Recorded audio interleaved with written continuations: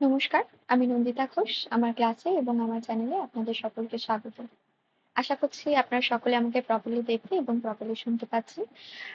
আজকে ক্লাসে আপনাদের সকলকে ওয়েলকাম টু আওয়ার ক্লাসেস এবং আমার চ্যানেলে আপনাদের সকলকে স্বাগতম। নতুন পুরনো যারা দেখছেন তাদের প্রত্যেককে অনেক অনেক ওয়েলকাম আমার ক্লাসে। আজকে আমরা 11 নম্বরে ক্লাস করব এবং আপনারা অনেকেই দেখতে পাচ্ছেন যে আমরা কিছুদিন ধরে একটি ক্লাসের সিরিজকে চালু করেছি, যেটা কিন্তু আমাদের WBSLST অর্থাৎ ওয়েস্ট বেঙ্গলের স্কুল সার্ভিস কমিশনের তরফ থেকে একটি নিয়োগ পরীক্ষার জন্য তৈরিকে সামনে রেখে করছি। আমি নন্দিতা ঘোষ। আমি সাধারণতভাবে আপনাদের বাংলা এবং সিডিপির বিষয়টা দেখিয়ে থাকি। অনেকে সিডিপি সম্পর্কে জেনে থাকবেন। সিডিপি অ্যাকচুয়ালি টিচিং লেভেলের ওপরে তৈরি হওয়া একটি পরীক্ষা। এখন আমরা যে মুহূর্তে যে ক্লাসেস গুলো করছি সেটি বাংলার উপর করছি এবং টিজিটি পিজিটি লেভেলকে সামনে রেখে করছি। টিজিটি হচ্ছে 9-10 এর ভার্সন এবং পিজিটি হচ্ছে গিয়ে আমাদের 11-12 এর ভার্সন। আজকে আমাদের ক্লাস সংখ্যা 11। কিভাবে ক্লাস করছি এবং কেন ক্লাসটি করছি আপনাদের জানিয়ে দিই। আমরা 60 দিনের একটি আহ দিনকে সামনে রেখে নবম এবং দশম শ্রেণী তৈরি করছি। ক্লাসেস দিচ্ছে আপনাদেরকে এবং ফ্রি অফ কস্ট, যেটার এই চ্যানেলের মূলত ভাবে কোনো বাণিজ্যিক উদ্দেশ্য সামনে নেই বা বিগত দিনেও ছিল না। একেবারে নতুন একটি চ্যানেল এবং আমার নিজস্ব ব্যক্তিগত কারণে তৈরি হওয়া একটি চ্যানেল। অনেকেই জেনে থাকবেন, অনেকেই জানবেন না। যাই হোক, মূলত ভাবে এই দুটো সাবজেক্টের জন্য আপনি এই চ্যানেল থেকে হেল্প পেতে পারেন এবং তার কোনো নির্দিষ্ট বাণিজ্যিক উদ্দেশ্য নেই। এই হচ্ছে বিষয়। অবশ্যই ভালো লেগে থাকলে লাইক, কমেন্ট এবং শেয়ার করতে হবে এবং চ্যানেলটাকে সাবস্ক্রাইব করে চ্যানেলের পাশে থাকতে হবে। এইটুকুনি বলার বিষয়। আর আমরা কিভাবে ক্লাসেস গুলো এগিয়ে নিয়ে যাচ্ছি একটু আপনাদের বলি। আমরা নবম দশম শ্রেণীর ক্লাসেস গুলোকে করাচ্ছি কিছুদিন ধরে। পাঠ্য প্রত্যেকটি টেক্সট এবং প্রত্যেকটি কবিতাকে দেখানোর চেষ্টা করছি। প্রথম ভাষা বেশ কিছুটা আমরা এগিয়ে গেছি নবম শ্রেণীর জন্য। আজকে নবম শ্রেণীর দ্বিতীয় ভাষা দ্বিতীয় ক্লাস, ঠিক আছে? কিন্তু ক্লাস সিরিজ কিন্তু আপনি একসঙ্গেই পাবেন। অনেকের সমস্যা হতে পারে বুঝতে যে কিভাবে ক্লাস সিরিজ গুলো আমি খুঁজে পাবো। এই যে সংখ্যাটি দেখছেন এটি হচ্ছে 11 নম্বর ক্লাস। এখানে আপনি প্রত্যেকটা 1, 2, 3, 4 করে পাবেন এবং প্রত্যেকটা জায়গায় এই যে দেখছেন নাম, এরকম করে নাম লেখা আছে আপনি কোন পাঠ্যটা পড়ছেন। আপনাদের যদি আমি একটু দেখিয়ে দিয়ে থাকি আপনাদের একটু বুঝতে তাহলে সুবিধা হবে। এই যে সাহিত্য সম্ভার দেখতে পাচ্ছেন, আমি জানি না আপনারা কতটা দেখতে পারবেন। সাহিত্য সম্ভার হচ্ছে যে নবম শ্রেণীর দ্বিতীয় ভাষা। এই দ্বিতীয় ভাষার বইটি আপনাদের আজকে পাঠ্য একটি, তার মধ্যে থেকে নেওয়া গল্প আপনাদের পাঠ্য হিসাবে নেওয়া হচ্ছে, যেটার নাম বঙ্গালার ইতিহাস ঈশ্বরচন্দ্র বিদ্যাসাগরের লেখা। এক্ষেত্রে বলে রাখি, এই প্রত্যেকটি পাঠ্য আপনি কিভাবে করবেন। পাঠ কেন আপনার জন্য জরুরি? কারণ ছোট থেকে ছোট প্রশ্ন আপনাদের টেক্সট বেসিসে হবে, তাই টেক্সটটাকে ফুটিয়ে পড়া আমাদের দরকার। আমরা অনেক সময় টেক্সটগুলোকে ফুটিয়ে পড়ি না। যদি আপনি পড়ে থাকেন আরো একবার চ্যানেলের মাধ্যমে ভিডিওটি দেখে আরো একবার নিজেকে সতর্ক করতে পারেন যে কোন কোন বিষয় আপনার এক্স্যাক্টলি আরো বিশেষ করে দেখা প্রয়োজন। এই বিষয়টি যেমন ক্লিয়ার হবে তেমন ভাবে আপনার রিভিশনের জায়গা ক্লিয়ার হবে। তার থেকেও বড় কথা, যারা বৃহৎ বৃহৎ ইনস্টিটিউশনে ভর্তি হননি এবং নিজেরা নিজেদের মতো করে নিজেদেরকে তৈরি করছেন, তাদের জন্য ক্লাসেস গুলো। অবশ্যই আমাদের ক্লাসেস গুলো বিশেষ অ্যাসপিরেন্টসদের জন্য, যারা বিশেষভাবে সক্ষম ক্যান্ডিডেটস রয়েছেন তাদের প্রত্যেকের জন্য এই পাঠ করে শোনানো গল্প কথা। প্রত্যেকটা জায়গায় আমরা দাগিয়ে দেওয়ার চেষ্টা করব কোথা থেকে আসা, মানে উৎস হিসাবে কোথা থেকে এই গল্পটিকে নেওয়া হয়েছে, কে লিখছেন এবং রসবিচার করার চেষ্টা করব। এক্ষেত্রে বলে রাখি, আমরা যারা লেখক রয়েছেন তাদের উপর বিশেষ দৃষ্টি প্রবণতা দিচ্ছি না। মূলত ভাবে আপনার পাঠ্যাংশ বা পাঠ্য বইয়ের পেছনের দিকের অংশে যেরকম ভাবে কবি বা লেখকের জীবনী সম্পর্কে দেওয়া হয়েছে আপনি সেটুকুনি পাঠ করলে এই মুহূর্তে যথেষ্ট। যদি অবশ্যই আপনার কাছে সময় থাকে তাহলে অবশ্যই লেখক বা জীবনী গ্রন্থ থেকে আপনি সেই জীবনী গ্রন্থের বা লেখকের জীবনী কিন্তু পাঠ করতে পারেন। কিন্তু আপনার কাছে সময় ভীষণ সীমিত, আপনি সেই অনুযায়ী কিন্তু পড়াশোনা করে এগিয়ে যাবেন। আরেকটু আমার চ্যানেলের সম্পর্কে বলে দিই একটু, যে ক্লাস কিভাবে হয় যারা নতুন রয়েছেন। প্রত্যেক দিন অর্থাৎ প্রত্যহ সপ্তাহে 6 দিন আপনাদের ক্লাস হয়। 4 দিন আপনি এখানে বাংলার ক্লাস পাবেন, যেহেতু এখন বাংলার ক্লাসটা দরকার প্রত্যেকের, এবং 2 নম্বরে হচ্ছে 2টি ক্লাস আপনি সিডিপির তরফ থেকে পাবেন। 4টি ক্লাস বাংলার পাবেন এবং 2টি ক্লাস পাবেন হচ্ছে সিডিপির। সপ্তাহে 6টি ক্লাস আপনি পাবেন দুপুর 2টোর সময়। প্রত্যেক দিন দুপুর 2টোর সময় আপনাদের এই ক্লাসগুলো রেকর্ডেড ভার্সনে আপলোড করা হয়। রবিবার দিন আপনাদের ক্লাস হয় না। অবশ্যই যদি প্রয়োজনে মনে হয় চ্যানেলটিকে সাবস্ক্রাইব করতে পারেন এবং নিজের পড়াশোনার ধাপকে এক ধাপ এগোতে পারেন। এর সাথে বলে রাখি, আমাদের একটা টেলিগ্রাম এবং ফেসবুক পেজও আছে। টেলিগ্রামে আপনি যুক্ত হতে পারেন আপনার নিজেকে যদি ইভ্যালুয়েট করার প্রয়োজন হয়। মানে আপনি যে পড়াগুলো এখান থেকে পড়ছেন, আপনি সেগুলোকে অবশ্যই যাচাই করে দেখবেন তো প্রশ্ন কিরকম আসছে, আপনার মাথায় ঠিকভাবে প্রবেশ করছে কিনা, আপনি বুঝতে পারছেন কিনা, তার উপর কিছু প্রশ্ন, অবশ্যই সাহিত্যের ইতিহাস, ব্যাকরণ গঠিত প্রশ্ন এবং তার সাথে সাথে পাঠ্য বিষয় প্রশ্ন আপনাকে সেখানে করা হয়। আপনি সেখানে পোলের মাধ্যমে উত্তর দিতে পারবেন। এর একটি কিউআর কোড ক্লাসের শেষে আপনাদেরকে প্রোভাইড করা হয়। আপনারা চাইলে সেই কিউআর কোড দিয়ে আপনারা সেখানে যুক্ত হতে পারেন। অনেকটা কথা হলো, এবার পাঠ্যে চলে যাব আমরা। আজকে যে ক্লাসটি হবে 11 নম্বরের ক্লাস, বাকি 10 নম্বরের ক্লাস অবধি অর্থাৎ 10টি ক্লাস কিন্তু এর আগে হয়ে গিয়েছে, ঠিক আছে? এটি নবম শ্রেণীর একটি ক্লাস এবং দ্বিতীয় ভাষার ক্লাস। আপনি এখানে 9 এবং 10 পাঠ্য বিষয়, তার সাথে সাথে সাহিত্যের ইতিহাস বিষয় এবং গ্রামাটিক্যাল বিষয় আপনারা পাবেন। যদি বলেন গ্রামারটি কোথায় পাবেন, এই নির্দিষ্ট চ্যানেলে 3টে প্লেলিস্ট তৈরি করা হয়েছে। সিডিপির একটি প্লেলিস্ট, বাংলা এসএলএসটি নবম দশম শ্রেণীর একটি প্লেলিস্ট এবং তার সাথে সাথে একটি প্লেলিস্ট যেটি বাংলা ব্যাকরণের জন্য আপনাদের প্রয়োজনে বা কাজে লাগতে পারে। সেগুলো আপনারা অবশ্যই দেখবেন এবং দেখে নিজেদের আরো কিছু প্রয়োজনীয় যদি মনে হয়ে থাকে অবশ্যই সেটা কমেন্ট সেকশনে জানাবেন, ঠিক আছে? আজকে ক্লাসে জয়েন করি তাহলে। দ্বিতীয় ভাষা কাদের জন্য? দ্বিতীয় ভাষা হচ্ছে যাদের ভাষা সেকেন্ড ল্যাঙ্গুয়েজ হিসাবে নেওয়া হয়েছে, মানে কোনো কোনো স্টুডেন্ট থাকে যারা ইংরেজি ভাষী হয়ে থাকেন, তাদের ফার্স্ট ল্যাঙ্গুয়েজ ইংরেজি বা হিন্দি হতে পারে, তারা দ্বিতীয় হিসাবে বাংলাকে নেয়। সেক্ষেত্রে আপনাকে দ্বিতীয় ভাষাটিও পাঠ করতে হবে। কোথায় পাবেন বইটি? সাহিত্য সম্ভার বইটির নাম, এবং বইটি কিন্তু আমাদের WBSSC যে ওয়েবসাইট রয়েছে সেখানে আপনি যদি সার্চ করেন বা নর্মাল গুগলে যদি সার্চ করেন পিডিএফ কপিটা আপনি ডাউনলোড করতে পারেন, ঠিক আছে? আশা করছি ক্লিয়ার। এটা প্রথম আমাদের ওখানকার গদ্য, আপনাকে দেখালে বোঝা যাবে, মানে দেখতে পারবেন সূচিপত্র দেখালে। আমি একটু সূচিপত্রের দিকে চলে যাই, দেখুন সূচিপত্রটা রেখেছি এখানটায়। এই যে কবিতা দেখছেন, এখানে আপনাদের 3টে কবিতা অলরেডি হয়ে গেছে, প্রত্যেকটা জিনিস সিকোয়েন্স মেনটেন করা হবে এবং তার সাথে সাথে আমরা পাশাপাশি গদ্যকে শুরু করছি। গদ্যের ক্ষেত্রে আমরা দুটো একসঙ্গে রাখতে পারছি না, কারণ গদ্যের যে লেন্থ আছে সেটা কিন্তু অনেকটা বড় এবং অনেকটা সময় লাগে। কবিতার ক্ষেত্রে দুটো করে কবিতা আমরা একসঙ্গে রাখছি এবং নর্মাল সিকোয়েন্স মেনটেন হবে। ধরুন যেদিন কবিতা হচ্ছে এই কবিতাগুলোকে মেনটেন করা হবে, ধরুন যেদিন গল্প হচ্ছে সেদিনকার গল্পগুলোকে মেনটেন করা হবে। চেষ্টা করা হবে কোনো গল্প বা কবিতা যদি ছোট হয় তাহলে অবশ্যই আপনি এই যে ব্যানার পেজটা দেখছেন এটা আপনি পেয়ে যাবেন। মানে আপনি ওপরে দেখেই বুঝতে পারবেন যে আপনার কোন বই পাঠ করা হচ্ছে এবং কি টপিক আছে।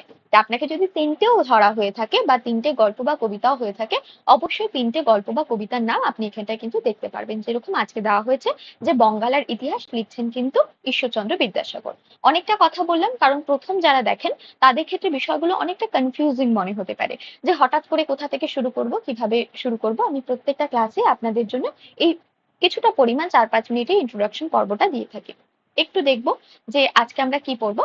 আজকে আমরা বঙ্গালার ইতিহাস পড়বো, যেটা ঈশ্বরচন্দ্র বিদ্যাসাগরের লেখা, এবং আপনি যে নর্মাল পিডিএফ পাবেন সেটা হচ্ছে কি 23 নম্বর পেজে কিন্তু পেতে পারেন, ঠিক আছে?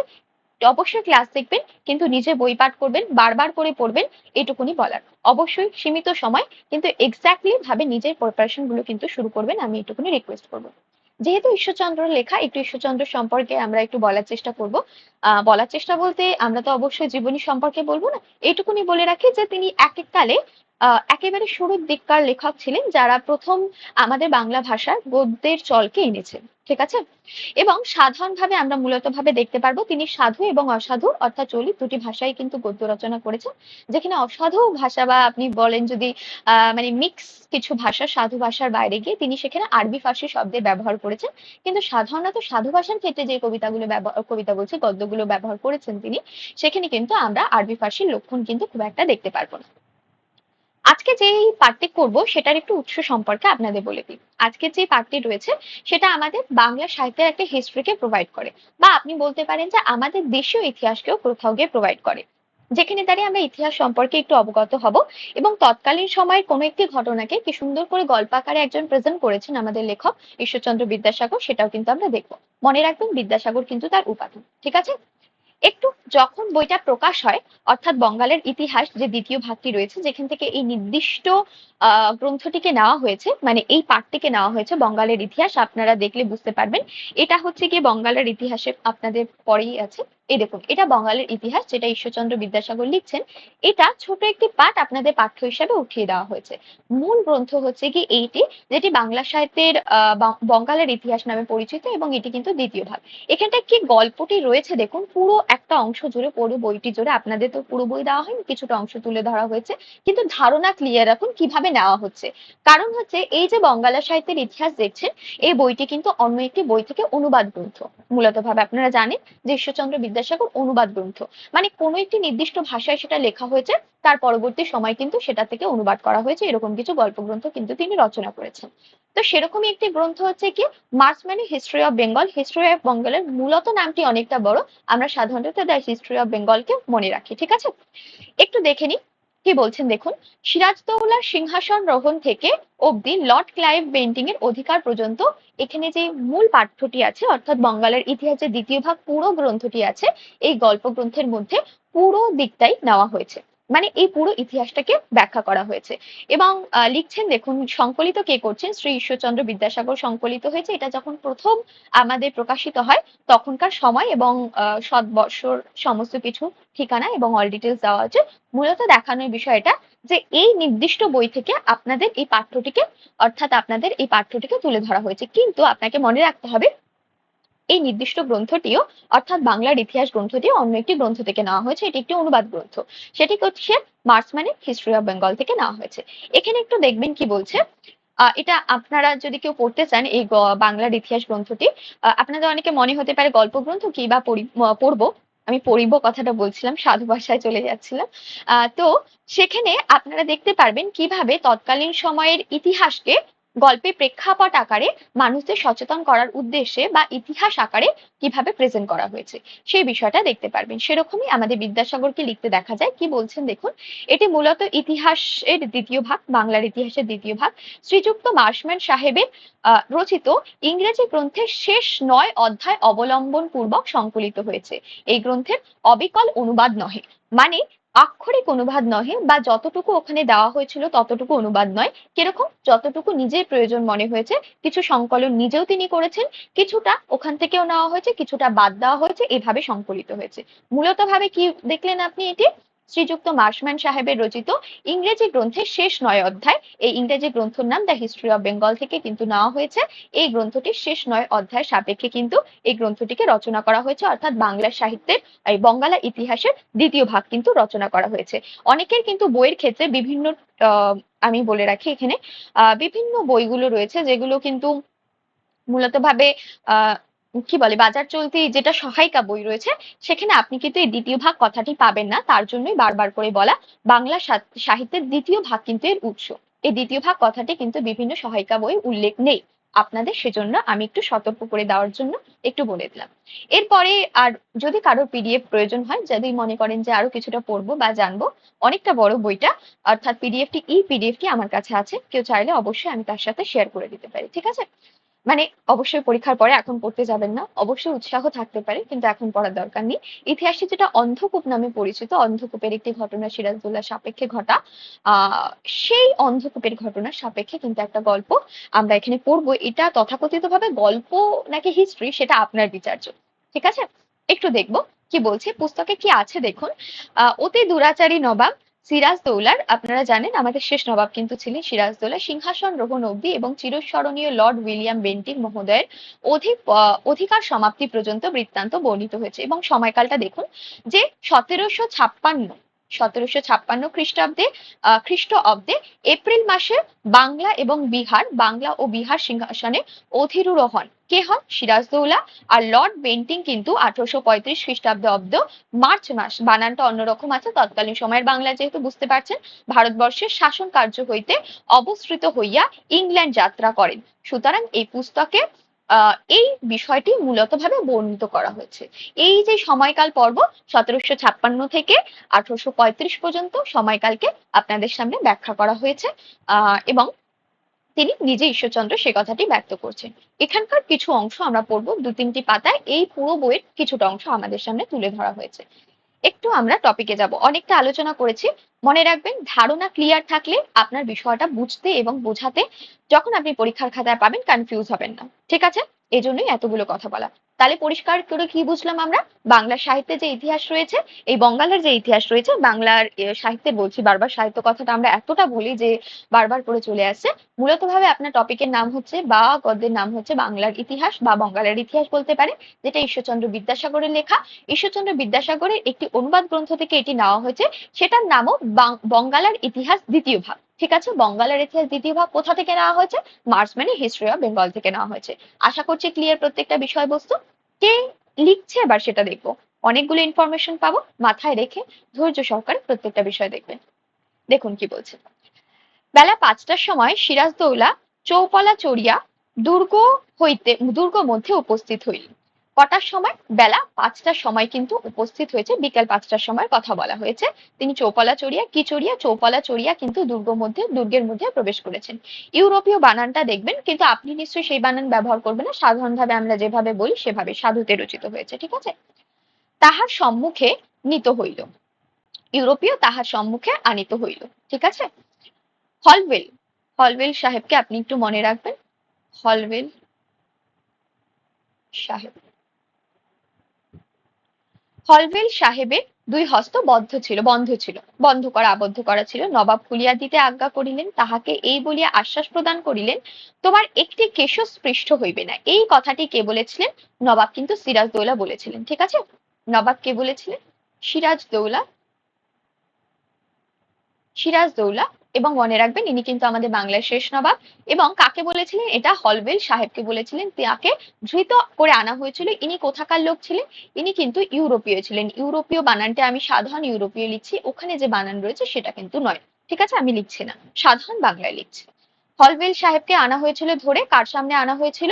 সিরাজদৌল্লার সামনে আনা হয়েছিল। তার হাত কিন্তু বদ্ধ অবস্থায় ছিল এবং হলওয়েল সাহেবকে কিন্তু বলেছিলেন, সিরাজদৌল্লা আশ্বাস বার্তা দিয়েছিলেন তার একটি কেশও স্পৃষ্ট হইবে না। অনন্তর বিস্ময় প্রকাশ পূর্বক কহিলেন, এত অল্প সংখ্যক ব্যক্তি কিরূপে 400 গুণ অধিক সৈন্যের সহিত এতক্ষণ যুদ্ধ করিল? পরে এক অনাবৃত প্রদেশে সভা করিয়া তিনি কৃষ্ণদাসকে সম্মুখে আনিতে আদেশ করিলেন। নবাব যে ইংরেজ দিগদের আক্রমণ করেন, কৃষ্ণদাসকে আশ্রয় দেওয়া তাহার এক প্রধান কারণ। খুব ভালো করে বুঝবেন, যে ইংরেজ দিগদের আক্রমণ তিনি করেছিলেন, কৃষ্ণদাসকে আশ্রয় দেওয়াই তাহার প্রধান কারণ ছিল। তাহাতে সকলে অনুমান করিয়াছিলেন তিনি কৃষ্ণদাসকে গুরুতর দণ্ড করিবেন, কিন্তু তাহা না করিয়া তাহাকে এক মহামূল্য পরিচ্ছেদ কিন্তু পুরস্কার দিবেন। কাকে দিয়েছিল মহামূল্য পরিচ্ছেদ? সেটা কিন্তু আমাদের কৃষ্ণদাসকে দিয়েছিলেন। কৃষ্ণদাসকে দিয়েছিল মহামূল্য পরিচ্ছেদ কিন্তু উপহার হিসাবে দিয়েছিলেন। কারণ এই যে মূল যে ঝগড়াঝাটিটা হলো বা যুদ্ধটা হয়েছিল, তার কারণ হিসাবে কিন্তু এই মানুষটি ছিলেন। ঠিক আছে, এবং দেখা যাচ্ছে তারা কিছু সৈন্যের মানে কিছু লোক মিলিয়ে এত সৈন্যকে হারিয়েছিল, এবং মূলত ভাবে দেখবেন তার উপর কিভাবে শোধ নিচ্ছে সিরাজদৌল্লা, সেই প্রেক্ষাপটে আপনাদের এখানে আলোচিত হবে। এবং তারপরে কিভাবে পূর্ণিয়ায় গিয়ে আরো একটা জায়গাকে প্রেজেন্ট করছে, সেই জায়গাটা আপনারা দেখবেন। বেলা 6টা-7টার সময় নবাব, বেলা কটার সময়? 6টা থেকে 7টার সময় নবাব মানিক চাঁদের হস্তে দুর্গ সমর্পণ করিয়া, কার হাতে দুর্গ সমর্পণ অর্থাৎ দুর্গের ভার দিয়ে গিয়েছিলেন? খুব ভালো করে বুঝবেন, মানিক চাঁদের হাতে। মানিক চাঁদের হাতে দুর্গের ভার কে দিয়েছিলেন? সিরাজদৌল্লা দিয়ে তিনি কিন্তু শিবিরে গমন করেন। সমুদায় 146 146 জন ইউরোপীয় বন্দী ছিল। সেই সময় কতজন ইউরোপীয় বন্দী ছিল? 146 জন ইউরোপীয় বন্দী ছিল। সেনাপতি সে রাত্রে তাহাদিগদের অর্থাৎ সেই সব সৈন্যদিগদের যেখানে রাখিয়া নিশ্চিন্ত থাকিতে পারেন এমন স্থানের অনুসন্ধান করিতে লাগিলেন। তৎকালে দুর্গের মধ্যে দীর্ঘ 12 হাত প্রস্থ, দৈর্ঘ্য 12 হাত এবং প্রস্থ 9 হাত। প্রস্থ কত? 9 হাত, 12, 9 হাত, এরকম একটা জায়গা তিনি খুঁজে বার করলেন। ঠিক আছে, এইরূপ একটা গৃহ ছিল। বায়ু সঞ্চারে নিমুক্ত, বায়ু সঞ্চার খুবই অল্প ওর জন্য আসতো। এই গৃহের মধ্যে একদিকে এক এক দিন এক এক মাত্র গবাক্ষ থাকে, মানে এক এক দিকে এক একটি মাত্র গবাক্ষ থাকে। এরকম একটা জায়গায় ইংরেজরা কলহকারী দুর্বৃত্ত সৈন্যদিগদের ওই ঘরে রুদ্ধ করিয়া রাখিতেন। নবাবের সেনাপতি দারুণ গ্রীষ্মকালে সমস্ত ইউরোপীয় বন্দীদের ওই ক্ষুদ্র গৃহে নিক্ষেপ করিলেন, ওই একটি ঘরে নিক্ষেপ করিলেন যেখানে এক একজন করে মাত্র রাখা হতো, যেখানে একটি মাত্র গবাক্ষ অর্থাৎ জানলা ছিল। গবাক্ষ কথার অর্থ জানলা, প্রত্যেকে মনে রাখবেন। গবাক্ষ জানালা বলতে পারেন, ঠিক আছে, ছোট ছোট করে দেখতে হয়, ছোট একটু দেখতে হয়। এবং কার উপর দুর্গের ভার সমাপন করেছিলেন? তিনি কিন্তু মানিকচাঁদের উপর দুর্গের ভার সমাপন করেছিলেন। এবং এই যে পুরো কার্যটা, এই যে ইউরোপীয়দের 146 জন ইউরোপীয়, এই যে দেখবেন এখানে 146 জন ইউরোপীয় কথা বলা হয়েছে, তাদেরকে মানিকচাঁদ কিন্তু ওই গৃহের মধ্যে প্রবেশ করায়। এবং নবাব কোন সময় দুর্গ ছেড়ে শিবিরে চলে গিয়েছিলেন? 6টা থেকে 7টা নাগাদ, কিন্তু বেলা 6টা 7টায় চলে গিয়েছিলেন। এবং যখন দুর্গেতে এই ইউরোপীয়কে আনা হয় তখন দেখবেন টাইমিংটা 5টা, ঠিক আছে, মানে মূলত ভাবে সেই সময় আসে।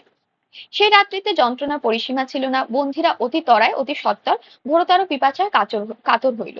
মানে খুব পিপাসাজনক একটা বিহেভিয়ার তাদের মধ্যে দেখা গেল। ওইটুকুনি একটা ঘর, বায়ু সঞ্চারের অসুবিধা, আপনি বুঝতেই পাচ্ছেন। তাহারা রক্ষক দিকের নিকট বারংবার প্রার্থনা করিলেন, জল পাইল, প্রার্থনা করিয়া জল পাইল। তাহাতে কেবল তাহাদিগদের ক্ষিপ্ত প্রায় করিল। শান্ত সামান্য ইসে করে তাদের আরো বেশি ক্ষিপ্ত করে তুললো। কিন্তু প্রত্যেক ব্যক্তি সম্যক রূপে নিঃশ্বাস আকর্ষণ করিবার আশায় গবাক্ষের নিকট যাইবার নিমিত্ত বিবাদ করিতে লাগিল। এবং প্রত্যেক ব্যক্তি ভালোভাবে নিঃশ্বাস নেওয়ার জন্য ওই ছোট্ট একটি গবাক্ষের নিকট কিন্তু সকলেই চাইছিল যে নিজে একটু ভালো করে নিঃশ্বাস নিতে পারে। এই যন্ত্রণায় অস্থির হইয়া উঠিল, তারা কিন্তু অস্থির হয়ে উঠল। রক্ষক দিগদের নিকট প্রার্থনা করিতে লাগিল, তোমরা গুলি করিয়া আমাদের এই দুঃসহ যন্ত্রণা থেকে অবসান করো। কাদের কাছে প্রার্থনা করতে লাগলো? সেই ইউরোপীয় সকল সৈনিকরা যারা রক্ষক ছিলেন তাদের কাছে কিন্তু প্রার্থনা করলেন। এক একজন করিয়া ক্রমে ক্রমে পঞ্চত্ব পাইল, অর্থাৎ মারা গেছিল, লইয়া ভূতলশাহী হইল। অবশিষ্ট ব্যক্তিরা সবরাশি ওপর দাঁড়াইয়া নিঃশ্বাস আকর্ষণের অনেক স্থান পাইল, এবং তাহাতে কয়েকজন জীবিত থাকিল। ভাবুন প্রেক্ষাপটটা, নিচে মানুষের মৃত ব্যক্তিরা নিঃশ্বাস না পেতে পেরে শুয়ে রয়েছে, অন্যান্যরা কি করছে ভাবুন। যারা জীবিত ছিল মূলত ভাবে ওই নিঃশ্বাস নেওয়ার জন্য একটুখানি উঁচু হয়ে দাঁড়াচ্ছেন বা ফাঁকাও জায়গা পেয়েছিল, এরকম তার প্রেক্ষাপটটা। পরদিন প্রাতঃকালে ওই গৃহের দ্বার উদ্ঘাটিত হইল, এবং দৃষ্ট হইল যে 146 জনের মধ্যে 23 জনই মাত্র জীবিত আছে। 146 জন ইউরোপীয় আমাদের কাছে ছিল, অর্থাৎ 146 বা 146 জন, তার মধ্যে 23 জনই কিন্তু বেঁচে ছিলেন, বাকি সব কিন্তু মৃত, ঠিক আছে। 23 জনই মাত্র কিন্তু বেঁচে ছিলেন। অন্ধকূপ হত্যা নামে এই ভয়ঙ্কর ব্যাপার প্রসিদ্ধ আছে। এই ঘটনাটাকে আমরা কি বলছি? অন্ধকূপ হত্যা, যেটা আপনাকে একটু আগে আমি বলছিলাম। অন্ধকূপ হত্যা নামে ইতিহাসে এই গ্রন্থ কিন্তু, মানে এই ঘটনা কিন্তু ভীষণ ফেমাস, ঠিক আছে। এই হত্যার নিমিত্তই সিরাজদৌল্লা কলিকাতা আক্রমণ শুনিতে এত ভয়ানক হইয়া উঠিয়াছিল। উক্ত ঘোরতর অত্যাচার প্রযুক্তই এই বৃত্তান্ত লোকের অন্তঃকরণে অদ্যাপি দেদীপ্যমান আছে, মানে জীবিত আছে এরকম কথার অর্থে। মানে এই ঘটনাটি মূলত ভাবে কলকাতার বুকে এতটাই ভয় সঞ্চার করেছিল সিরাজদৌল্লার সম্পর্কে, সেই ঘটনা মানুষের মনে প্রজ্বলিত হয়ে থেকে যায়, ঠিক আছে। এবং সিরাজদৌল্লা নৃশংস রাক্ষস বলিয়া প্রসিদ্ধ হইয়াছে। কিন্তু তিনি পরদিন প্রাতঃকাল পর্যন্ত এই ব্যাপার বিন্দু বিসর্গ জানতেন না। কিন্তু পরের দিন প্রাতঃকাল পর্যন্ত তিনি কিন্তু এ সম্পর্কে কিছুই জানতেন না। সে রাত্রিরে সেনাপতি মানিকচাঁদের হস্তে দুর্গের ভার অর্পিত করিয়াছিলেন, অতএব সমস্ত দোষের ভাগী তিনি, সমস্ত দোষের ভাগী। এবার কি বলছে দেখো, 21শে জুন প্রাতঃকালে, কতদিন বলছে দেখো, ডেট এবং আমাদের মাসের নাম কিন্তু দুটোই উল্লেখ করা হয়েছে। এই নিদারুণ ব্যাপারে নবাবের কর্ণগোচর হইলে তিনি অতিশয় অনবধান প্রদর্শন করিলেন, এবং অন্ধকূপ রুদ্ধ হইয়া যে কয়জন ব্যক্তি জীবিত থাকে, হলওয়েল সাহেব তাহাদের মধ্যে একজন। হলওয়েল সাহেবও কিন্তু ওই দুর্গের মধ্যেই ছিলেন, বা দুর্গের ওই কক্ষের মধ্যেই ছিলেন, যিনি কিন্তু একজন জীবিত ছিলেন। এবং যেদিন এই ঘটনাটি ঘটে তার পরের দিন প্রাতঃকালে কিন্তু তাদের বার করা হয়। সেই ডেটটি ছিল 21শে জুন। তার মানে আগের দিন, পূর্বের দিনের কথা ভেবে নাও তাহলে কত ডেট হচ্ছে। নবাব তাহাকে আহ্বান করিয়া ধনাগার দেখাইয়া দিলেন। নবাব তাকে ডেকে আনলেন এবং ধনাগার দেখিয়ে দিলেন। কাকে দেখিয়েছিলেন? হলওয়েল সাহেবকে দেখিয়েছিলেন। তিনি দেখাইলেন, কিন্তু ধনাগারের মধ্যে 50 সহস্রের অধিক টাকা পাওয়া গেল না, ঠিক আছে। কত টাকা পাওয়া গেল না, মানে কত টাকা পাওয়া গেছিল? 50 সহস্র। 50 সহস্র কথাটাই কিন্তু আপনার মাথায় রাখবেন, ঠিক আছে। সিরাজদৌল্লা 9 দিবস কলিকাতার সান্নিধ্যে থাকিলেন, অর্থাৎ 9 দিন কিন্তু তারপরে কলকাতায় ছিলেন। কতদিন ছিলেন? 9 দিন কিন্তু কলকাতায় ছিলেন। তারপর কলিকাতার নাম আলীনগর রাখিয়া মুর্শিদাবাদ প্রস্থান করিলেন। নামগুলোর বানানগুলো দেখবেন আলাদা আলাদা রয়েছে। 9 দিন পরে তিনি কলকাতা ছাড়িলেন। আমি সাধারণ বাংলায় লিখছি। কলকাতা ছেড়ে কোথায় গিয়েছিলেন? মুর্শিদাবাদ। এখানে খুব ভালো করে মনে রাখবেন, এই কলিকাতার নাম কিন্তু তখন কি রাখা হলো? আলীনগর কিন্তু রাখা হয়েছিল। আপনি মনে রাখবেন, আমাদের ভারতবর্ষে এরকম প্রচুর জায়গা আছে যেটা মুঘল শাসনের পরবর্তী সময়ে কিন্তু বিভিন্ন নামে পরিচিত হয়েছে এবং তাদের নাম কিন্তু পরিবর্তন করা হয়েছে। ঠিক তেমনি ভাবে কলকাতারও কিন্তু একসময় নাম পরিবর্তন করেছিলেন কে? সিরাজদৌল্লা। কি নাম রেখেছিলেন? আলীনগর কিন্তু নাম রেখেছিলেন। এবং কলকাতায় সেই সময় তিনি অন্ধকূপ হত্যার পরে কতদিন ছিলেন? 9 দিন ছিলেন, মনে রাখবেন। এবং তার সাথে সাথে এটা মনে রাখবেন যে তারপরে তিনি কিন্তু মুর্শিদাবাদে চলে গিয়েছিলেন। এবং যিনি যার মধ্যে 23 জন জীবিত ছিল তার মধ্যে কিন্তু হলবেল সাহেব কিন্তু একজন ছিলেন। তাকে কিন্তু কোনো আলাদাভাবে রাখা হয়নি, তাকে ওই নির্দিষ্ট ঘরেই কিন্তু রেখেছিলেন। কে রেখেছিলেন? মানিক চাহিদ কিন্তু রেখেছিলেন। এবং তিনি কিন্তু সেনাপতি ছিলেন, খুব ভালো করে লক্ষ্য করবেন। একটু প্রথমের দিকে চলে গেলে আপনি দেখতে পারবেন তিনি কিন্তু সেনাপতি ছিলেন। তারপরে দেখুন কি বলছেন, যে 2 জুলাই গঙ্গা পার হইয়া, 2 জুলাই আপনি মনে রাখবেন কথাটি। অনেকগুলো ইনফরমেশন আছে, আপনাকে এগুলো মনে রাখতে হবে। কি করলেন দেখুন, তিনি হুগলিতে উত্তীর্ণ হইলেন। কোথায়? হুগলি গেছিলেন। হুগলিতে উত্তীর্ণ হইলেন এবং লোকদ্বারা ওলন্দাজ ও ফরাসি দিগদের নিকট কিছু কিছু টাকা চাহিতে পাঠালেন। লোকদ্বারা কাদের কাছে টাকা চাহিতে পাঠিয়েছিলেন? ওলন্দাজের কাছে পাঠিয়েছিলেন। ওলন্দাজ একটি জাতি, বানানটা ভুল লিখলাম, ওলন্দাজ ও ফরাসি, এদের কাছে কিন্তু টাকা চেয়ে পাঠিয়েছিলেন। তিনি তাহাদিগদের এই বলিয়া ভয় প্রদর্শন করিলেন, যদি অস্বীকার করো তোমাদের ইংরেজদের মতো দুরবস্থা করিল। যেমন করে ইউরোপীয় ইংরেজদের দুরবস্থা করেছিলেন ঠিক তেমন ভাবে। তাহাতে ওলন্দাজরা 4.5 লক্ষ টাকা এবং ফরাসিরা 3.5 লক্ষ টাকা দিয়েছিলেন। কারা দিয়েছিলেন? ওলন্দাজরা। এখানে হয়তো দেখা যাচ্ছে না, লেখার জায়গাটা একটু অন্য কালি দিয়ে লিখছি, একটু আগে মুছে নিন।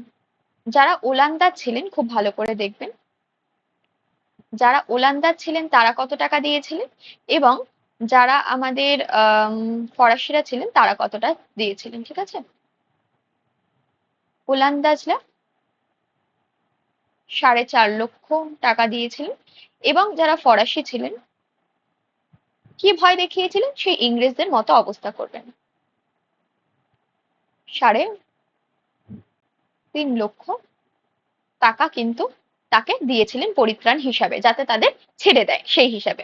তারপর কি বলছে, যে বৎসর কলকাতা পরাজিত হইল ও ইংরেজরা বাংলা হইতে দূরকৃত হইলেন, সেই বৎসর অর্থাৎ 1756 সালে, সেই সময় কিন্তু একসময় ইংরেজরা এসেছিল, বিভিন্ন জাতিরা এসেছিল যারা কিন্তু বাংলাকে মূলত ভাবে নিয়ে নেওয়ার চেষ্টা করেছিল। মনে রাখবেন, যে যাই বলুক না কেন ইতিহাসের পাতায়, নবাব কিন্তু ইংরেজদের হাত থেকে বাঁচাতে চেয়েছিল আমাদের বাংলাকে। বা মূলত ভাবে এখান থেকে তো শুরু হয় সেই দখল পর্যায়ের কাজপত্র, তিনি কিন্তু রক্ষা করতে চেয়েছিলেন। এটা আপনাকে মাথায় রাখতে হবে। অবশ্যই গল্পের প্রেক্ষাপট অনুযায়ী বিষয়বস্তুকে মাথায় রাখবেন, কিন্তু তিনি কিন্তু শেষ নবাব ছিলেন এবং স্বাধীন নবাব ছিলেন, যিনি কিন্তু চেষ্টা করেছিলেন বাংলা, বিহার, উড়িষ্যাকে রক্ষা করার মূলত ভাবে। ঠিক আছে, একটু দেখবো। এবং অব্দে দিনেমাররা এই দেশে বাসের অনুমতি পায়, শ্রীরামপুর নগর সংস্থাপিত করিলেন। দিনেমাররা কারা করেছিলেন? দিনেমাররা কিন্তু এই দেশে বাসের অনুমতি পাইয়া শ্রীরামপুর নগর কিন্তু স্থাপন করেছিলেন। কত সালে? 1700 বলে ওটাকে কি বলে, 56 সালে। বাংলা সালের আমি সেগুলো ভুলে যাই মাঝে মাঝে সংখ্যাগুলো। সিরাজদৌল্লা জয়লাভে প্রফুল্ল হইয়া পূর্ণিয়ার অধিপতি পিতৃপুত্র পিতৃব্য শওকত জংকে আক্রমণ করিবেন বলে স্থির করেন। বিবাদ উত্থাপন করিবা নিমিত্ত আপনার এক ভৃত্যকে ওই দেশে পাঠাইয়া ফৌজদারিতে নিযুক্ত করিয়া পিতৃব্য পুত্রকে এই আজ্ঞাপত্র লিখিলেন, তুমি অবিলম্বে ইহার হস্তে সমস্ত বিষয়ের ভার দিবে। ওই উদ্ধত্ত যুবা পত্র পাঠ করিয়া, কোন উদ্ধত্ত যুবার কথা বলা হয়েছে? শওকত জংয়ের কথা বলা হয়েছে। তিনি কিন্তু পূর্ণিয়ার একজন ছিলেন, অধিপতি ছিলেন এবং তাকে আমাদের সিরাজদৌল্লা যিনি আছেন অর্থাৎ নবাব কিন্তু বলেন যে তার অধিপতি যেন তিনি ছেড়ে দেন। কার কথা বলা হচ্ছে? শওকত জংয়ের কথা বলা হয়েছে। এবং তার সাথে সাথে কি মনে রাখবে, যে ইংরেজরা যেই সময় যে বছর কলিকাতা পরাজিত হইলো এবং ইংরেজরা বাংলা দখল থেকে তাড়িয়ে দেওয়া হলো, সেই সালটা কিন্তু 1756 সাল ছিল কিন্তু। ঠিক আছে, এবং তারপরে দেখা যাচ্ছে এই সালেই কিন্তু দিনেমাররা এখানে নিজের বসতি স্থাপনের জন্য অধিকার পায় এবং সেক্ষেত্রে তারা কিন্তু শ্রীরামপুর নামে একটি নগর কিন্তু স্থাপন করেন। এবং তার সাথে সাথে যেটা মনে রাখবে সেটা হচ্ছে কি, সেই সময় তিনি ঠিক করেন যে তার পার্শ্ববর্তীতে এই জয় প্রফুল্ল লাভ করেছেন, কলকাতা জয় প্রফুল্ল লাভ করে তিনি ঠিক করেন যে বিহার পূর্ণিয়া নামে একটা জায়গা রয়েছে, কিন্তু সেই পূর্ণিয়ায় কিন্তু শওকত জংকে আক্রমণ করবেন বলে ঠিক করেন এবং তার জন্য তিনি তার একটি ভৃত্যকে পাঠান। কিন্তু সেই যুবক কি করছেন দেখো, তিনি ক্রোধান্বিত হন এবং ক্রোধার্ধ হন এবং ক্ষিপ্তপ্রায় হয়ে ওঠেন। উত্তর লিখিলেন, আমি সমস্ত প্রদেশের যথার্থ অধিপতি দিল্লি হইতে সানন্দ পাইয়াছি, অতএব আজ্ঞা করিতেছি তুমি অবিলম্বে মুর্শিদাবাদ হইতে চলিয়া যাও। অবিলম্বে মুর্শিদাবাদ হইতে চলিয়ে যাওয়ার কথা, এ কথা কিন্তু কে বলেছিলেন? আমাদের সিরাজদৌল্লা কিন্তু বলেছিলেন। এবং তারপরে উত্তরে কিন্তু তিনি এই কথাটি লিখেছিলেন। এই উত্তর পাইয়া সিরাজদৌল্লা ক্রোধে অধৈর্য হইয়া যান। এই উত্তর কিন্তু কে লিখেছিলেন? শওকত জং কিন্তু লিখেছিলেন, যখন তিনি ভৃত্যকে দিয়ে একটি পাঠ পাঠায় যে আপনি এটাকে ছেড়ে দিন বা এই ভৃত্যের হাতে সমস্ত অধিকার দিয়ে দিন, তারপরে এই উত্তরপত্র তিনি পাঠান, তারপরে তিনি ক্রোধান্বিত হয়ে দেখবেন আক্রমণ করছেন। কি বলছে দেখো, এবং সৈন্য সংগ্রহ করিয়া পূর্ণিয়া যাত্রা করিলেন। কে করিলেন? সিরাজদৌল্লা করিলেন। শওকত জং এই সংবাদ পাইয়া সৈন্য লইয়া তদমুখে গমন করিলেন, অর্থাৎ সেই অভিমুখে আবার গমন করিলেন শওকত জং। কিন্তু তিনি নিজে যুদ্ধের কিছুই জানতেন না। কে জানতেন না? শওকত জং কিন্তু জানতেন না, কাহারও পরামর্শ শুনিতেন না। তাহার সেনাপতিরা সৈন্যের সহিত এক দৃঢ় স্থানে উপস্থিত হইল। এই স্থানের সম্মুখে জলা অর্থাৎ জলাভূমি ছিল, পার হইবার নিমিত্ত একমাত্র সেতু ছিল। সৈন্য সকল সেই স্থানে শিবিরে সন্নিবেশিত করিল, কিন্তু তদীয় সৈন্য মধ্যে এক ব্যক্তি উপযুক্ত সেনাপতি পার্টি ছিল না। মানে কেউই সেনাপতির যোগ্য ছিল না, এরকম একজন লোক তাদের সাথে ছিল। প্রত্যেক সেনাপতি আপন আপন সুবিধা অনুসারে পৃথক পৃথক স্থানে সেনাপতি নিবেশিত হইল। মানে একটা জায়গা দিয়ে তারা যাচ্ছিল, তার সামনে একটি জলাজমি ছিল, তাকে সেটিকে পার করার জন্য একটি মাত্র সেতু ছিল। এইবারে দেখা যাচ্ছে যে তাদের যে সৈন্য সামন্ত রয়েছে তাদের তো যুদ্ধকালীন সময় একত্রে থাকার কথা, কিন্তু তাদের নিজেদের মধ্যে যুদ্ধ সম্পর্কে তেমন কোনো ধারণা ছিল না, সেনাপতি নিজেদের কোনো ধারণা ছিল না। তারা কি করলো? নিজেদের মতো করে বিভিন্ন জায়গা ছড়িয়ে ছিটিয়ে পড়লো, ছড়িয়ে ছিটিয়ে নিজেদের মতো করে থাকা স্টার্ট করলো। ঠিক আছে, সেই নির্দিষ্ট সময়টিতে সিরাজদৌল্লা সৈন্য এই জলার সম্মুখে উপস্থিত হইয়া শওকত জংয়ের সৈন্যের উপরে গোলা চালাইতে লাগিল। স্বাভাবিকভাবে গোলা চালাতে লাগিল, বড় বড় কামানের গোলায় তদীয় সৈন্য ছিন্ন ভিন্ন, মানে তাদের সৈন্য কিন্তু ছিন্ন ভিন্ন হয়ে গেল আরো। তিনি নিতান্ত উন্মত্তের ন্যায় স্বীয় অশ্বারোহী দিগকে জলাপার হইয়া বিপক্ষ সৈন্য আক্রমণ করিতে আজ্ঞা দিলেন। তিনি কি করলেন দেখো, নিজেদের যেই জলাজমিটা ছিল সেটাকে পেরিয়ে গিয়ে কি করলেন, অশ্বারোহী গুলোকে, যারা অশ্ব আরোহণ করেছিলেন সেই সময় মানে সেই সৈন্যদিগদের তাদের আক্রমণ করার জন্য বার্তা দিলেন। তাহারা অতি কষ্টে কর্দমাক্ত জমি পার করিয়া শুষ্ক স্থানে উপস্থিত হইবা মাত্র সিরাজদৌল্লা সৈন্য অতি ভয়ানক রূপে তাদেরকে কিন্তু আক্রমণ করে। সেই জলাজমি পেরিয়ে যখন অশ্বারোহীরা গেছে সিরাজদৌল্লার সেনাপতিদের বা সেনা দলদের আক্রমণ করতে, তারা কিন্তু আরো গভীর ভাবে, আরো ভয়ানক ভাবে তাদের উপর কিন্তু ঝাঁপিয়ে পড়লো। কারা? সৈন্য দলেরা। কাদের সৈন্য দলেরা? সিরাজদৌল্লার সৈন্য দলেরা। কাদের উপর? শওকত জংয়ের সৈন্য দলের উপর কিন্তু ঝাঁপিয়ে পড়েছিল। তারা কিন্তু ওই পারে ছিল, জলাযুক্ত জমিকে পার করে এই পারে আসলেন। তার আগে কি হয়েছিল? তার আগে কিন্তু তাদের উপর গোলা বর্ষিত হয়েছিল, অর্ধেক সৈন্য কিন্তু অলরেডি ছিন্ন ভিন্ন হয়ে গিয়েছিল। তারপর কি বলছে, ঘোরতর যুদ্ধ হইতেছে এমন সময় শওকত জং স্বীয় শিবিরে প্রবেশ করিলেন। নিজের শিবিরে সেই সময় শওকত জং প্রবেশ করলেন হঠাৎই, এবং অত্যাধিক সুরাপান মদ্যপ্রাণ করিয়াছিলেন, এবং করিয়া এমন মত্ত হইয়াছিলেন যে সোজা হইয়া দাঁড়াইয়া বসিতে পারিলেন না। তাহার সেনাপতিরা আসিয়া তাহাকে রণস্থলে উপস্থিত থাকিবা নিমিত্ত অতিশয় অনুরোধ করিতে লাগলো। তার সেনাপতি কি করলো? যাতে সে রণস্থলে যায় তার জন্য কিন্তু বারবার করে অনুরোধ করতে লাগলো। কি বলছে দেখো, পরিশেষে ধরিয়া থাকিবার নিমিত্ত এক ভৃত্য সমেত তাহাকে হস্তিতে আরোহণ করিয়া জলের প্রান্তভাগে উপস্থিত করিলেন, এবং একজন ভৃত্য সমেত তাকে কিন্তু কি করা হলো, যাতে ধরিয়ে থাকিতে পারে, অর্থাৎ তাকে যাতে সাপোর্ট দিতে পারে, কারণ সে পুরোপুরি ভাবে ড্রাঙ্ক অবস্থায় রয়েছে, সুরাপান করে রয়েছেন, দাঁড়াবার ক্ষমতা পর্যন্ত নেই, বসতে পারছেন না ঠিক করে, তাকে কিন্তু একটি হস্তিতে আরোহণ করানো হয়ে থাকে। তারপর কি বলছে, তথায় উপস্থিত হইবা মাত্র শত্রুপক্ষ হইতে এক গোলা আসিয়া তাহার কপালে লাগিল। এটা হাস্যের একটা ব্যাপার যে হঠাৎ করে দেখো এসে তার মাথার মধ্যে লেগেছে, তাকে পৃষ্ঠে আরোহণ করা হয়েছে সেই মুহূর্তে। তিনি তৎক্ষণাৎ পঞ্চত্ব পাইলেন, অর্থাৎ তিনি কিন্তু মারা গেলেন সেই সময়। ঠিক আছে, সৈন্যরা তাহাকে প্রাণত্যাগ করিতে দেখিয়া শ্রেণীভঙ্গ পূর্বক পলায়ন করিতে লাগলো। অলরেডি ছত্রভঙ্গ হয়ে গিয়েছিল জলাজমি পার করার পূর্বেই, আরো একবার ছত্রভঙ্গ কিন্তু তারা হয়ে গেল।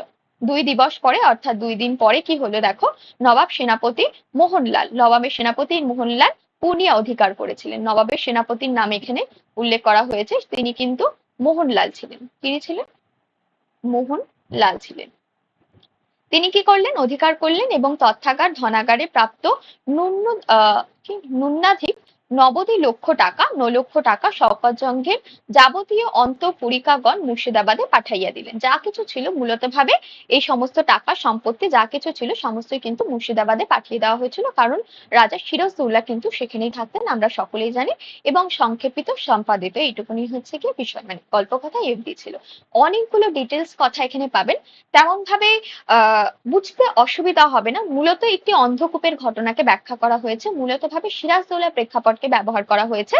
কিভাবে তিনি বাংলাকে রক্ষা করেছিলেন বা কিভাবে সেই সময়ের অনেকে রক্ষা কথাটার সাথে সমালোচিত হবেন যে তিনি তো নিজেই শাসন করছিলেন, কিভাবে রক্ষা, বাট বাইরের প্রদেশ থেকে তিনি কিন্তু বাংলাকে যে বাংলা যে পরবর্তী সময় কাষ্ঠপুতুলিতে পরিণত হলো, হাতের পুতুলে পরিণত হলো, নবাবরা যে ইংরেজদের হাতের পুতুলে পরিণত হলো, সেটা কিন্তু অনেক পরে হয়েছিল। সিরাজদৌল্লা কিন্তু সেটা হতে দেননি, এটা আপনাকে মাথায় রাখতে হবে।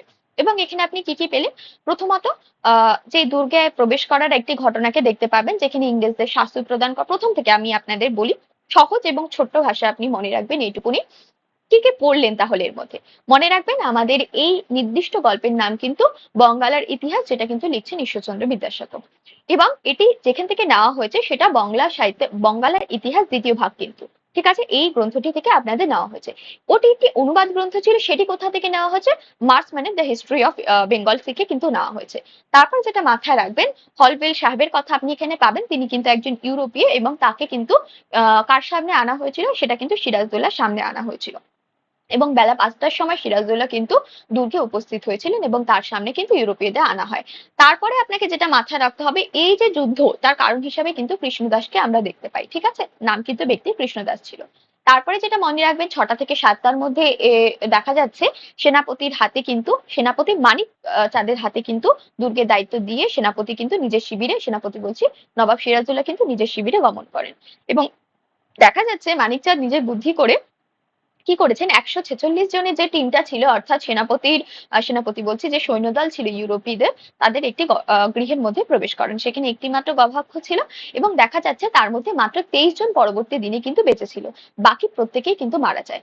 তার সাথে সাথে যেটা মনে রাখতে হবে, এই ঘরের একটি দৈর্ঘ্য প্রস্থ আমাদের কিন্তু দেওয়া হয়েছে। আপনি দেখুন, এই যে দৈর্ঘ্যটি, এটি কিন্তু 12 হাত ছিল, যেখানটায় আমরা টেক্সটের ক্ষেত্রে পাই যে 12 হাত আমাদের কিন্তু ঘরের একটি দৈর্ঘ্য ছিল এবং প্রস্থ কিন্তু ছিল আমাদের 9 হাত। ঠিক আছে, ওই নির্দিষ্ট ঘর যেখানে তাদের রাখা হয়েছিল।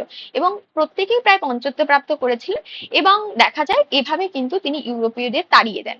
এবং হলওয়েল সাহেবকে কিন্তু কিছু সম্পত্তি দেখানো হয়, ধনাগার দেখানো হয়। তিনি মনে করা হচ্ছে এই গদ্যানুসারে তিনি কিন্তু কিছুই জানতেন না। মানিক চাঁদের এই সমস্ত কার্যসূচিতে তাকে কিন্তু দেখানো হয় এবং তিনি নিতান্ত ভাবে কি বলবো, উম কষ্ট পেয়েছেন বিষয়টাতে এবং তাকে ধনাগার দেখানো হয়, কিন্তু সেখানে একটি টাকার পরিমাণও উল্লেখ করা হয়, সেটা হচ্ছে 50 সহস্র আর অধিক কিন্তু সেখানে টাকা ছিল না, অর্থাৎ যে ধনাগার কিন্তু দেখানো হয়ে থাকে। ঠিক আছে, এবং সেই ভয় দেখিয়ে তিনি কিন্তু ফরাসি এবং ওলন্দাজদের কাছ থেকে কিছু টাকা গ্রহণ করেন। ফরাসিদের কাছ থেকে যে টাকাটি গ্রহণ করেছিলেন তার সংখ্যা হচ্ছে 4.5 লক্ষ টাকা, যেটা ওলন্দাজদের কাছ থেকে জোগাড় করেছিলেন সেটা হচ্ছে কি 4.5 লক্ষ টাকা। নইলে বলেছিলেন যে ইংরেজদের মতো কিন্তু তাদের অবস্থা করবেন। এর সাথে সাথে যেটা মনে রাখবেন সেটা হচ্ছে কি আমাদের 56 সালে কিন্তু শ্রীরামপুর নামে একটি নগর স্থাপিত হয়, যাদের দ্বারা স্থাপিত হয় সেটা হচ্ছে দিনেমারদের দ্বারা। এবং এই সময় কিন্তু কলকাতা ছাড়িয়া কিন্তু চলে যান নবাব কিন্তু তারপরে হচ্ছে গিয়ে এই যুদ্ধটির পরে, অর্থাৎ যুদ্ধকালীন এই পরিস্থিতি বা এই অন্ধকূপ ঘটনা কিন্তু মনে রাখবেন, এই ঘটনাটি অন্ধকূপ ঘটনা নামে পরিচিত, যেখানে এতজন মারা যায়। এবং এই কূপাকারে যে এই ঘরটির মধ্যে মারা যায় সেই ঘরের দৈর্ঘ্যপ্রস্থ মনে রাখবেন। এবং তার সাথে সাথে মনে রাখবেন এখানে কিন্তু রাজা মাত্র 9 দিন এখানে বসবাস করেছিলেন কলকাতা, এবং কলকাতার নাম পরবর্তীকালে তিনি আলীনগর করে তারপরে কিন্তু এখান থেকে কোথায় চলে যান, মুর্শিদাবাদে চলে যান। তার আগে গিয়েছিলেন কোথায় বলুন তো? হুগলিতে গিয়েছিলেন 1756 সালে। এবং কিছু লোকেদের দিয়ে ওলন্দাজ এবং ফরাসিদের তিনি কিন্তু খবর পাঠান, এর কথা আপনাকে মনে রাখতে হবে।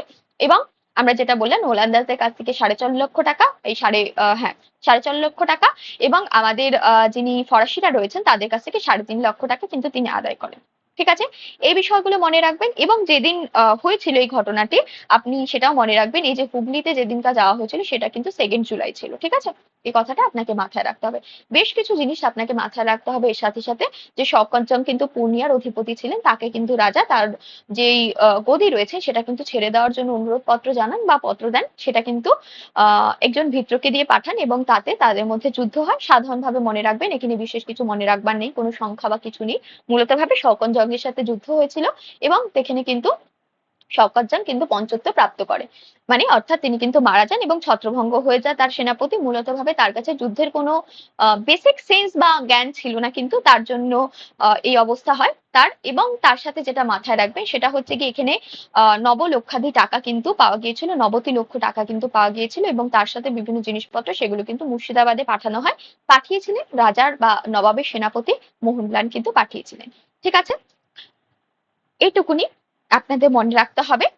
এইটুকুনি আমাদের গল্প সংক্ষিপ্ত সার। আশা করছি গল্পটি আপনাদের কাজে লাগবে এবং প্রয়োজনে লাগবে, এবং প্রত্যেকটা বিষয় আপনাদের এখানে উল্লেখ করা হয়েছে। একটু স্পিডটা বাড়িয়ে শুনতে পারেন, এমনিতেই আমি খুব তাড়াতাড়ি বলি। যদি স্পিড বাড়ানোর হয় স্পিড বাড়িয়ে দেখতে পারেন এবং জুম করে দেখতে পারেন। আশা করছি সকলে হেল্পে লাগবে ক্লাসটি। এবং যদি হেল্পে লেগে থাকে বা আপনার মনে হয় ক্লাসগুলো আপনার প্রয়োজনীয়, অবশ্যই টেলিগ্রাম গ্রুপে জয়েন হয়ে গিয়ে নিজেকে আরো একবার ইভ্যালুয়েট করবেন যে কতটা আপনি তৈরি হয়েছেন সে বিষয়ে। আমাদের ক্লাস প্রত্যেক সপ্তাহে 6 দিন করে হয়ে থাকে। 4 দিন বাংলা ক্লাস এবং 2 দিন সিডিপি ক্লাস। দুপুর 2টোর সময় আপনাদের ক্লাস আপলোড হয়ে থাকে, এটা আমি বারবার করে আপনাদের জানিয়েছি। রেকর্ডেড ভার্সনে ক্লাস কিন্তু আপনাদের আপলোড হয়ে থাকে। সো আজকে ক্লাস এই অবধি থাকবে। সকলে আশা করছি বুঝতে পেরেছেন আমি কিভাবে আপনাদের বোঝাতে চেয়েছি। দেখা হচ্ছে নেক্সট ক্লাসে, নেক্সট ভিডিওতে। সকলে ভালো থাকবেন, সুস্থ থাকবেন এবং পড়াশোনার মধ্যে থাকবেন। সকলকে অনেক ধন্যবাদ আজকে ক্লাসটি দেখার জন্য, অ্যান্ড থ্যাংক ইউ সকলকে। পড়াশোনার মধ্যে থাকবেন, পজিটিভিটির সাথে এগিয়ে যাবেন। কোনো সমস্যা হলে অবশ্যই জানাবেন। যদি ক্লাস ভালো থাকে, মানে ভালো লেগে থাকে, অবশ্যই সেটা কিন্তু জানাবেন। সকলকে ধন্যবাদ আজকে চ্যানেলটি দেখার জন্য, ক্লাসটি দেখার জন্য। অবশ্যই ভালো লেগে থাকলে বারবার বলবো লাইক, কমেন্ট এবং সাবস্ক্রাইব করবেন চ্যানেলটিকে। দেখা হচ্ছে নেক্সট ভিডিওতে, দেখা হচ্ছে নেক্সট ক্লাসে। সকলকে ধন্যবাদ, নমস্কার সকলকে। আজকের ক্লাস এই অবধি।